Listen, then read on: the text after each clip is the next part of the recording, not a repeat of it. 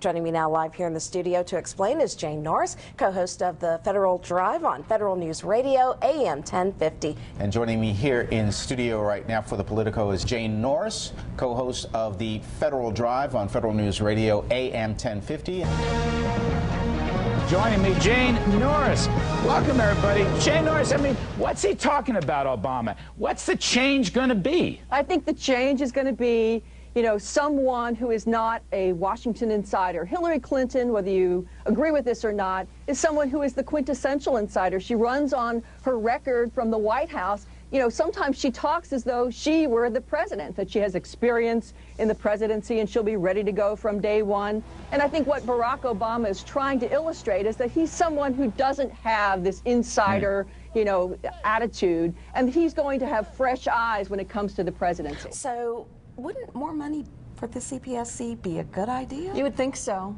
And the Consumer Product Safety Commission chairperson, Nancy Nord, has really been under fire. You know, Nancy Pelosi, the Speaker of the House, has called for her resignation. This all comes from a Senate Commerce Committee panel, and they recommended more money for the agency so that it could go out and test more products, hire more people, more inspectors, and also take on some new responsibilities. And those responsibilities would actually ban all lead from toys.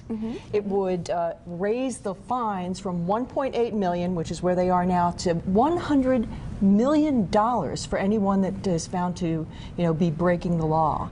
If newspapers in the top 20 markets want to own radio or television stations, they now can. Now, that's been a regulation that's really been very controversial over the years because, you know, what the commission felt was it would put too much power in the hands of too few companies, so that it would stop the independent thought and the independent news gathering operations of too many of the big media organizations. So they have lifted that moratorium only in the top 20 markets. And so if a newspaper wants to own a radio or a television station, they can, but there must be 8 other independent outlets in the city in order for them to do so. And they cannot, if they choose to own television, own one of the top 4 television stations. So, you know, how much analysis has really been done? How much information and intelligence do we have on the ground in Iran? And what sources are we using to get this intelligence? I think those are still questions that all of us have. Because they intend to build out this database with a lot of information.